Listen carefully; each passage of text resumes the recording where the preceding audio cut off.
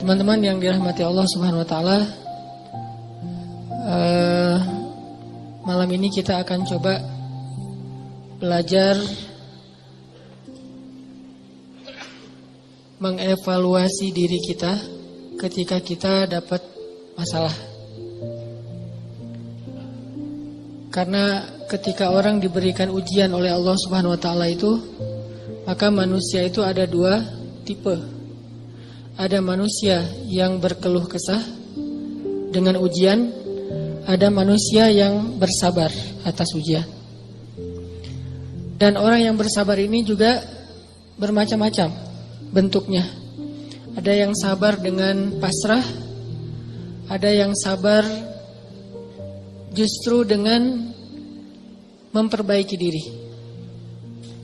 Dia bersabar sambil memperbaiki dirinya, karena dia sadar tidak ada masalah yang menimpanya kecuali ada yang salah dalam dirinya. Tidak ada musibah yang menimpa dia kecuali ada sesuatu yang dia lakukan yang mungkin bukan kebaikan, yang mungkin dosa.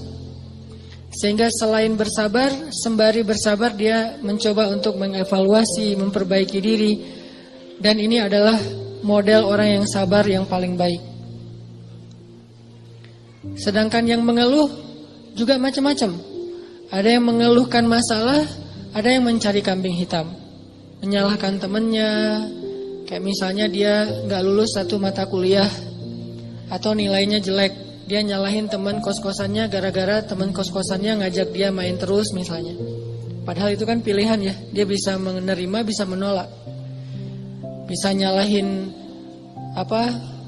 mantannya, ini gara-gara saya diputusin, saya nilainya jadi jelek. Ya salah juga sih. Nah ini kan bentuk-bentuk keluhan nih. Ada yang menyalahkan, sampai tingkat keluhan yang paling parah itu menyalahkan takdir, menyalahkan Allah. Ya Allah kenapa saya, apa maunya engkau, dan seterusnya dan seterusnya. Nah malam ini kita akan bahas angle orang yang ketika diuji oleh Allah bersabar, dan juga sambil bersabar dia mencoba untuk memperbaiki diri. Dan ini adalah cara yang paling baik dalam menyikapi suatu musibah atau masalah. Cara yang paling elegan dan cara yang paling bijak, cara yang paling disukai Allah ketika kita mendapatkan masalah itu justru kita mencari tahu apa salah kita. Walaupun masalahnya bukan dengan keadaan. Kalau menyalahkan keadaan kan susah. Masalahnya kadang dengan orang lain. Orang mencela kita, orang berkata-kata tidak baik kepada kita. Ya memang salah dia, tapi tidak akan menimpa ucapan itu kepada kita kecuali memang ada sesuatu yang terjadi dalam diri kita. Ada sesuatu dosa yang pernah kita lakukan. Nah ini namanya belajar bersabar sambil mengevaluasi diri. Bahasa fikihnya muhasabah diri. Menghitung-hitung apa kesalahan dalam diri kita. Nah, kita akan bahas tentang ini,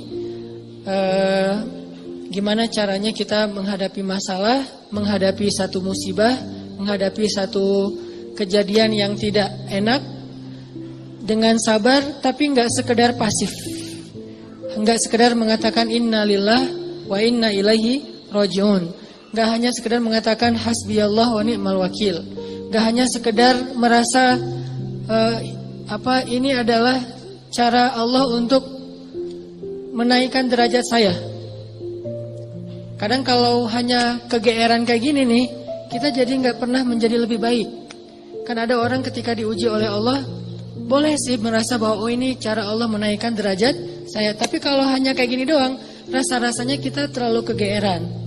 Dan kalau terlalu kegeeran, kita gak punya dorongan untuk memperbaiki diri. Kalau saya lebih suka angle-nya, kalau orang lain yang kena musibah, kita bilang itu untuk mengangkat derajat dia.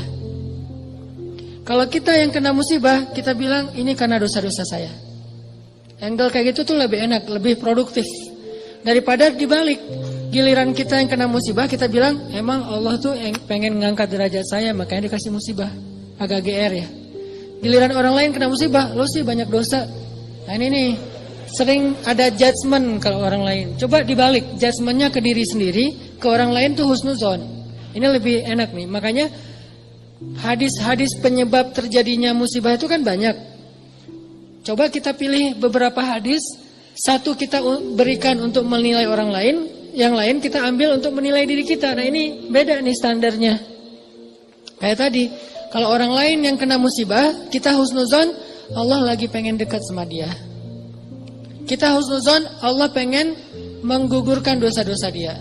Kita husnuzon, Allah pengen mengangkat derajat dia. Kita husnuzon, emang orang yang paling dicintai Allah tuh biasanya dikasih banyak ujian. Gitu husnuzonnya. Kalau orang lain yang kena masalah atau musibah. Jangan, tuh kan, saya bilang juga apa, itu gara-gara dia dulu zalim sama saya, sekarang dibalas sama Allah. Jangan gitu. Jangan kegeeran bahwa itu kayak karma ya. Gara-gara dia pernah nyakitin kita, sekarang dibalas sama Allah. Belum tentu juga kayak gitu.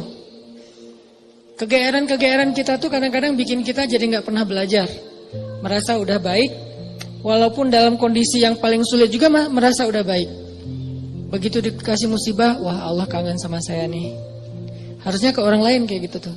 Begitu dikasih musibah, wah Allah pengen menghapus dosa-dosa saya. Bagus, nggak salah. Cuman kalau keseringan, ini namanya GR. Nggak tahu proporsional nggak kalau kayak gini terus. Harusnya jangan hanya ini, diutuhkan juga dengan satu angle lain, yaitu angle, oh saya ada salah, oh saya ada dosa, oh saya ada yang keliru. Makanya datang musibah itu tidak akan terjadi musibah kepada saya kecuali karena kesalahan saya sendiri. Kan hadis qudsinya kayak gitu.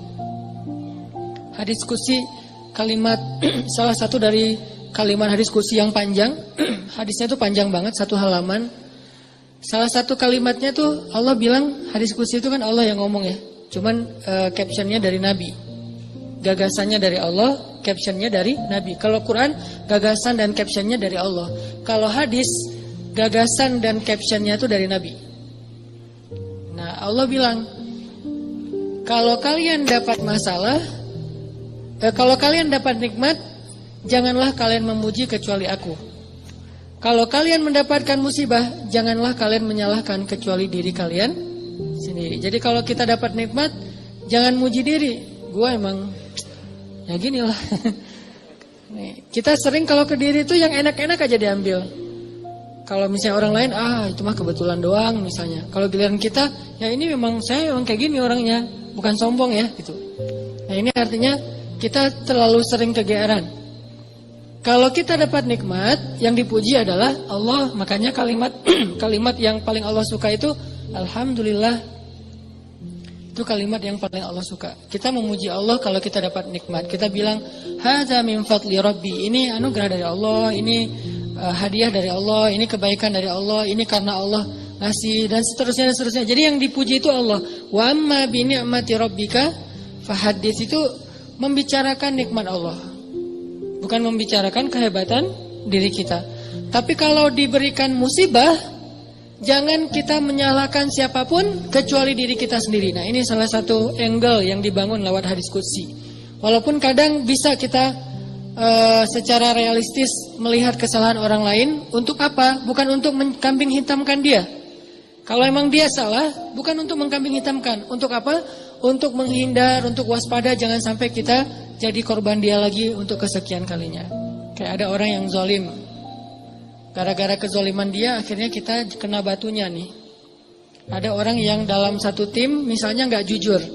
Akhirnya kita kehilangan satu proyek, satu usaha kita tuh bangkrut gara-gara dia nggak jujur. Memang dia yang salah.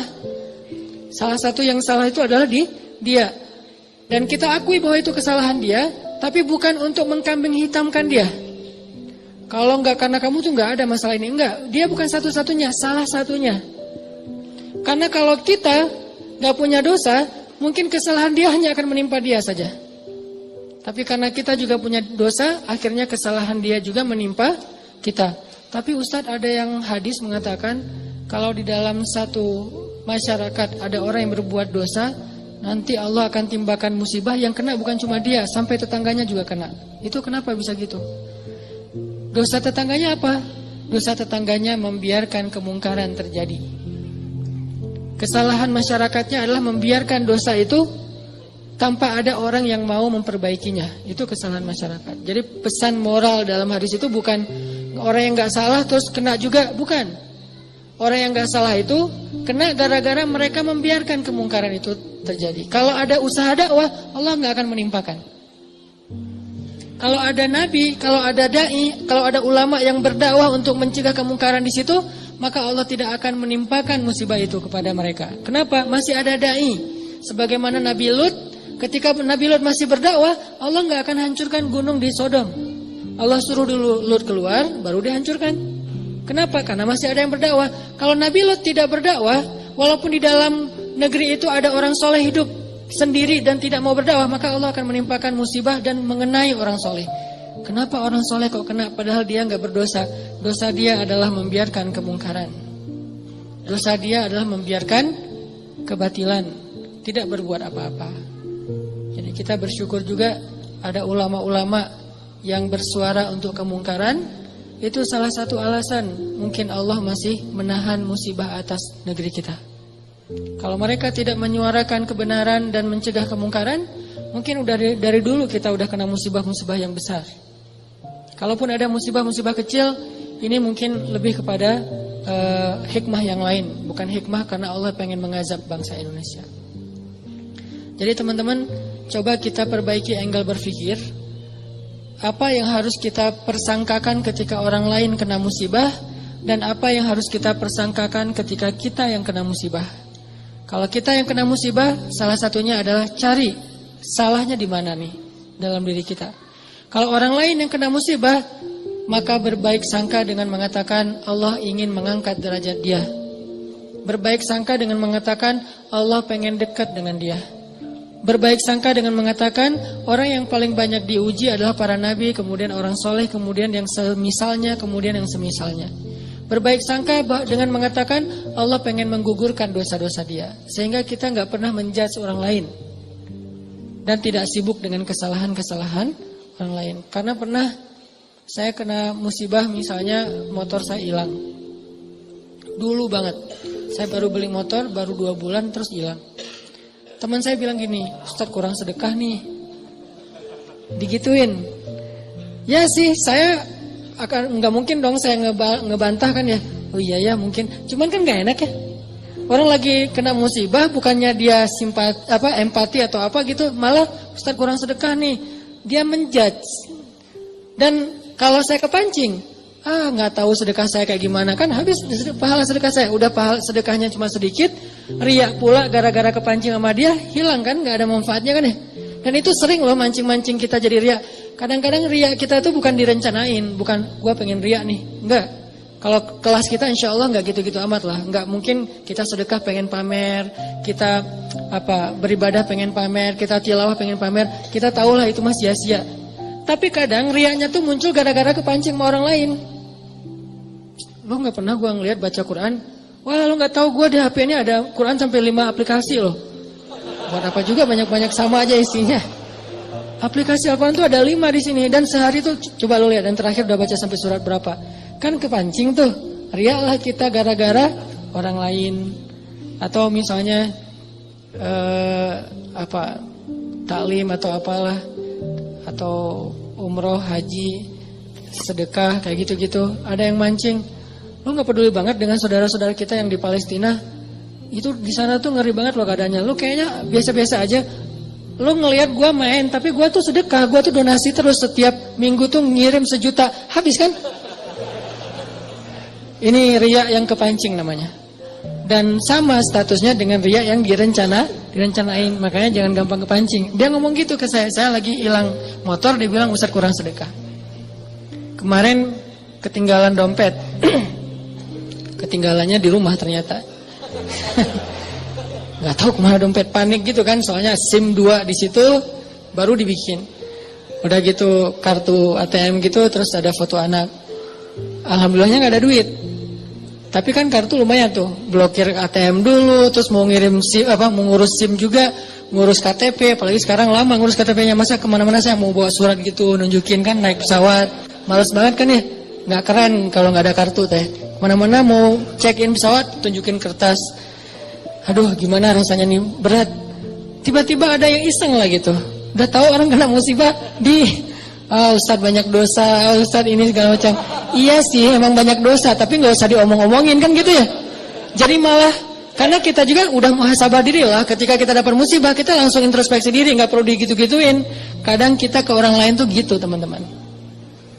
Dia mungkin udah sadar, atau nggak usah orang lain, keluarga sendiri, pasangan kayak gitu juga. Oh, kayaknya kamu tadi gara-gara kamu tadi ngomongin dia, makanya jangan digituin.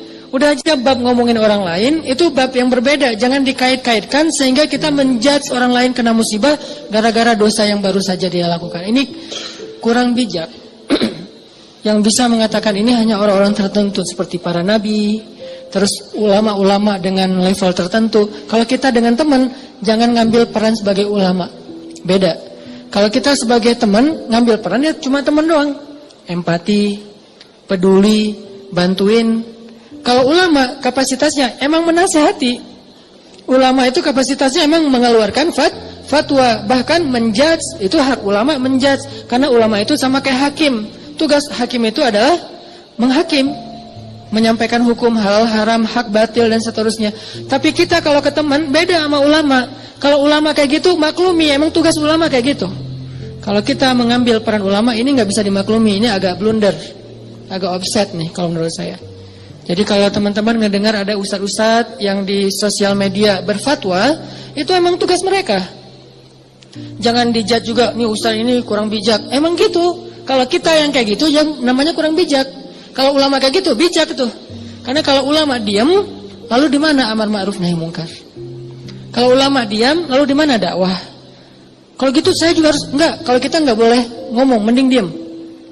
Karena ketika kita ngomong, kemungkinan salahnya lebih besar daripada benar.